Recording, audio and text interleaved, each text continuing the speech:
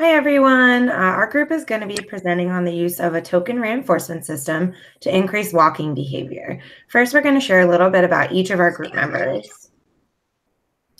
Hi, my name is Allison Hardy. I'm 33 years old and I live in Tampa Bay. I am currently in my second to last semester of this program, and I will be done in the summer. So I currently function as an RBT at a school for autism, and I also work with home clients. I have about 12 clients on my caseload right now, and I'm really looking forward to better serving them once I become a BCBA. Hi, I am Rachel. I live in Pennsylvania and I am 24 years old. I am in my third semester of the ABA program, so I will be graduating in December. I currently work at a private school with all kiddos with autism.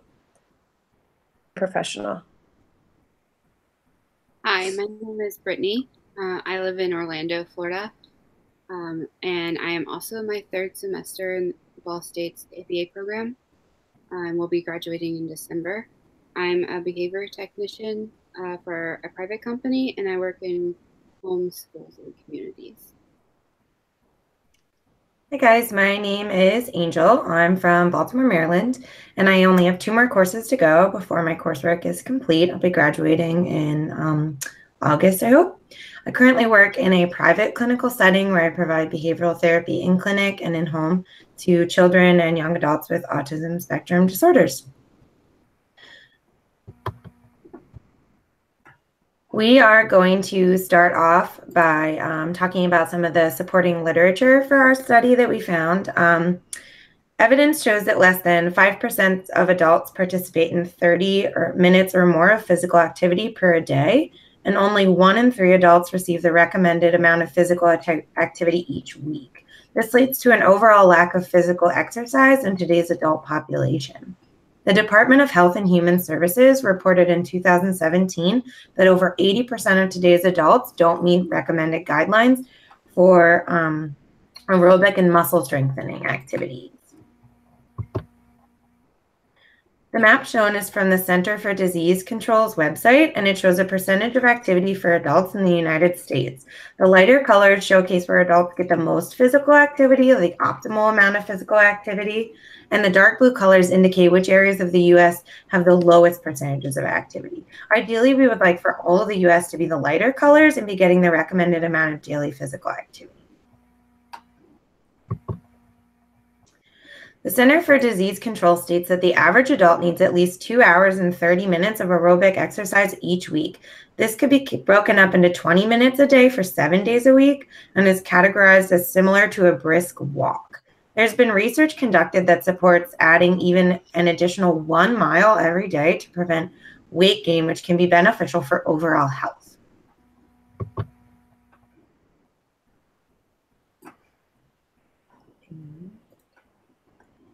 The supporting literature shows that physical activity is behavioral in nature, and it can be increased or decreased based on the consequences that follow it. Because physical activity is behavioral, that means it can be changed or it's malleable. As behavior analysts, we can develop and utilize strategies to address lower than desired activity levels and hopefully boost those levels to where they should be. We also found some supporting literature on the use of pedometers because when we replicated our study, we utilized electronic pedometers in some sort of way. So King et al. Reported that pedometer-based intervention studies had a moderate and positive effect on increasing physical activity. It also showed that age, gender, intervention length, and intervention strategy all were influencers on how effective a pedometer-based intervention could be. Focusing on one age group, such as adults in their 30s, may be more effective than mixing age groups together. This could be related to the effectiveness of teaching strategies in each age group. A strategy that is appropriate for adults may not be appropriate for children. As technology kind of continues to evolve and grow, the use of pedometers in physical activity will probably also grow. Studies have begun to focus on remote monitoring of pedometer wearers and increasing a person's ability to contact healthcare providers who may be monitoring their exercise remotely and not in person. So an Australian study focused on the feasibility and acceptability of utilizing a Fitbit Zip program, which was a remote monitoring kind of pedometer program, and found it to be both feasible and acceptable in order to kind of monitor people's activity levels and kind of contacting their healthcare providers. Now we're going to bump over to Rachel, who's going to talk about supporting literature and token reinforcement systems. Okay. Hi.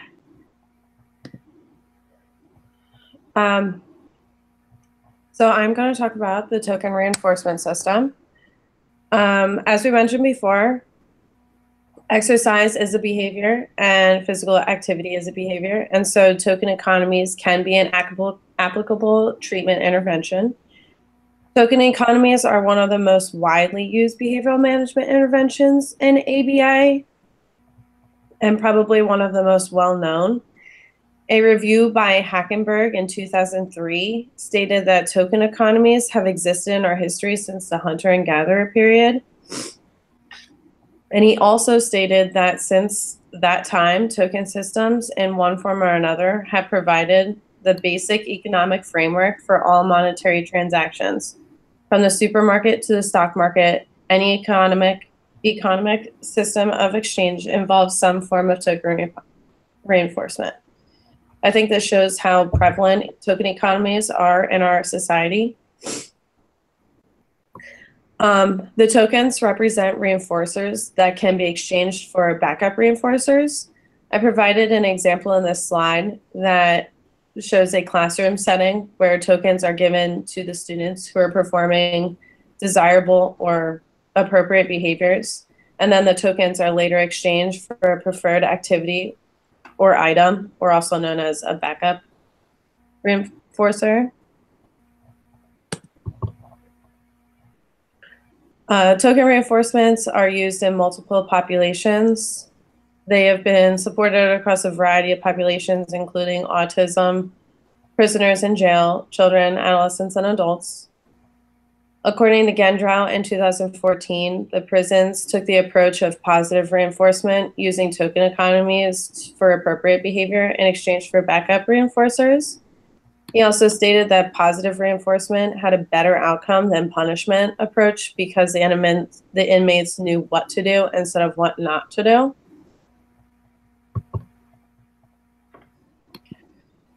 Token systems have also been supported for a wide variety of behaviors. According to Fisk in 2015, token reinforcers have been successful in autism population, increasing verbal behavior, food consumption, spontaneous questioning, and printing skills. Thanks, Rachel. Now we're going to jump over to Brittany, who's going to talk about the original study. She's going to focus on the purpose, the method, the procedure, the results, and go over some visuals with us. Hi. Our original study was titled Using Token Reinforcement to Increase Walking for Adults with Intellectual Disabilities. The purpose of the study was to increase physical activity for adults with mild to moderate intellectual disabilities. 5 male participants ages 34 to 67 with mild to moderate intellectual disabilities took part in the study. Each participant's body mass index was used to categorize him as overweight or obese. The study took place in an adult day center in Florida, and participants walked outside in a covered corridor. Cones were used to mark a 50-meter lap. One personalized gift bag was hung on a fence to collect tokens. Tokens were provided to be put into the gift bags, and backup reinforcers were provided to be used based on the number of tokens gathered. The dependent variable was the number of 5-meter laps walked in an hour.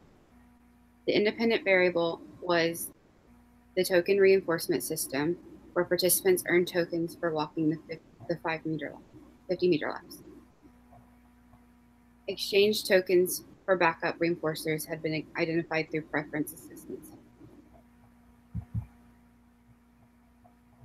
An AB-AB reversal design was used to determine the effectiveness of the intervention. During the data collection, a researcher and an independent observer recorded the number of laps participants walked. To collect inter-observer agreement, it was calculated by dividing the smaller number of laps and converting the result to a percentage. The agreement for this study was 99.6%. During the baseline phase, participants were taken outside at 9 a.m. and until 10 a.m. on weekdays. Each day, the researcher asked, "Who wants to walk today?" Participants who chose to walk followed the researcher to the walking area. Sessions lasted 1 hour or until the participant no longer wanted to walk. Breaks were allowed at any time, and no tokens or praise was delivered during the baseline. Between the phases, participants and staff were interviewed for a preference assessment to identify secondary reinforcers. Multiple stimulus without replacement preference assessments were conducted. This was repeated 3 times per participant. Each low-level reinforcer was worth the average number of miles in baseline for the token reinforcement system, and high-level reinforcers were worth the average number of miles walked in baseline times 5. Participants were given individualized bags during the treatment phase. Researchers demonstrated 1 lap and placed the token in the bag. Participants rehearsed the lap and ensured that they understood the procedure. The treatment phase was identical to the baseline phase, except for researchers told participants they would earn a token per lap, and tokens could be exchanged for their preferred items. Praise and encouragement were given for 5 seconds after the researcher placed a token in the bag. Tokens were counted at the end of the hour each day, and participants were told the number of tokens they earned and given the choice to exchange or keep their tokens. The results of the study showed that token reinforcement resulted in a substantial increase from baseline in laps walked for 4 participants. Laps decreased for all 5 participants in the second baseline phase. The second intervention phase showed that all 5 participants substantially increased the laps they walked. This is a visual of the graphs from the original study showing that by the end of the second intervention phase, all 5 participants increased the number of laps walked.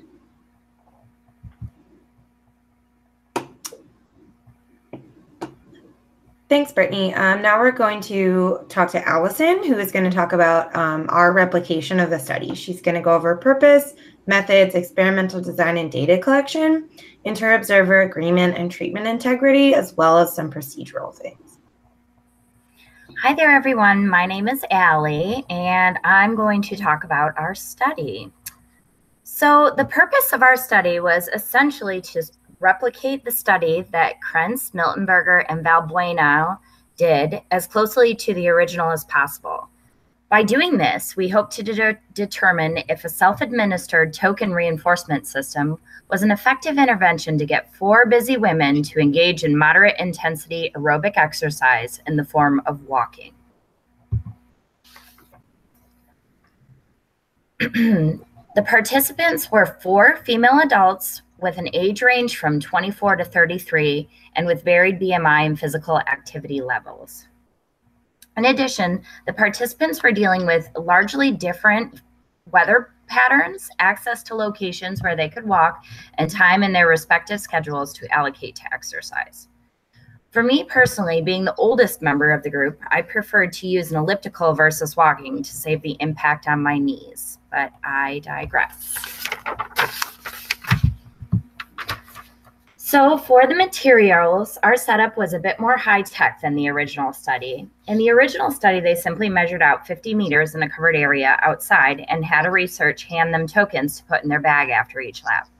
Since the researchers were also the participants in our study, we had to rely on pedometers to notify us when we had done a lap or a quarter mile. That being said, we still utilized the same token system as the original study. Each of us made a bag and tokens or poker chips, and we dropped a token into the bag after each lap. We also did not carry out a preference assessment, as we would be the ones administering and paying for the secondary reinforcement. Therefore, we just made a ranking of things we would like to get when we completed a set number of quarter of miles. As far as data collection went, we relied on our electronic pedometers, or in my case, the Fitbit, to tell me how far I went in each hour session. After the session was complete, the information would be added to an Excel tracker on Google Docs, where each participant listed the date, the time, the location, and the number of quarter miles that were walked. Here you'll see an example of the Excel that we use to track our number of quarter miles. All of us had access to this at any time, and it was fine for more than one person to be able to access the information. So from there, I'm going to talk a little bit about inter-observer agreement and treatment integrity. For me personally, IOA was the most difficult part of this replication study. Since we were all working essentially in our own bubbles, it was very difficult to have someone look at our motions, pedometers, etc., to determine that we were all tracking the same way. Largely, we had to rely on technology to make sure there was a consistent method of data collection. That being said, each participant utilized their pedometer for all phases of the project and also relied on tracking the number of poker chips as backup. In addition, each participant logged her progress after each session into the Google Doc, and we checked in with each other weekly to ensure all procedures were being implemented correctly. We used the same research design as the original study, which is the ABAB approach, and this was used to determine the effectiveness of token reinforcement for adult females. So now I'm going to talk a little bit about the procedures that we used throughout the study. So during our baseline, the participants recorded the number of quarter miles walked up to 1 hour or until the participants decided they wanted to stop. Participants were under no obligation to complete all of them, but we had to also put a 0 in if we missed a session. So participants chose where they wanted to walk as well as when, and no tokens or reinforcement was provided for time walked. As I said, the first baseline session consisted of 4 sessions, and the second baseline session consisted of 3. And if one was missed, we would simply put a 0. So for the treatment phases, each of the 4 participants recorded the number of quarter miles walked in the hour, but they had the benefit of utilizing a token economy as well. A poker chip was placed in the bag when the pedometer device indicated 0.25 or a quarter of a mile was walked. Chips could be exchanged after each session for the desired reinforcer. There was not a given time of day that the mile had to be walked, rather it was at the discretion of the participant. And the location was also determined by each individual participant. There were 4 sessions during the first intervention phase and 5 for the last intervention. Thanks, Allison. Now we're going to talk to Rachel, who's going to go over our replication studies results, conclusions, and any study limitations that we found. Thank you, Angel. The token reinforcement made a difference for 3 of the 4 participants from the first baseline phase to the first treatment phase. Allison, Rachel, and Angel all made an increase in the average during the intervention phase from the baseline average.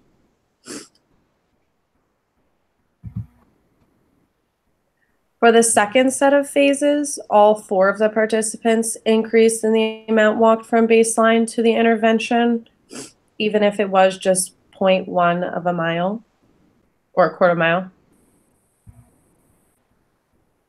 The next 4 slides show the graphs for all 4 participants. This graph shows Allison's. This graph is Allison's, Rachel's, Brittany's, and Angel's. In conclusion, the token reinforcement was successful at increasing the walking behavior activity in all of the participants. 3 of the 4 participants increased the quarter of miles walked from baseline to intervention in the first 2 phases, and all 4 of the participants then showed an increase in the second 2 phases. Some of the study limitations. We were limited in terms of age and gender of the participants and limited in ability to take inter-observer agreement. We also had a limited amount of social interaction between the participants. Unlike the original study, the participants had no social aspect to exercising. Thanks, guys. We have a few slides of references that we used. We want to thank you guys for listening to our presentation. Hopefully you enjoyed it and learned something.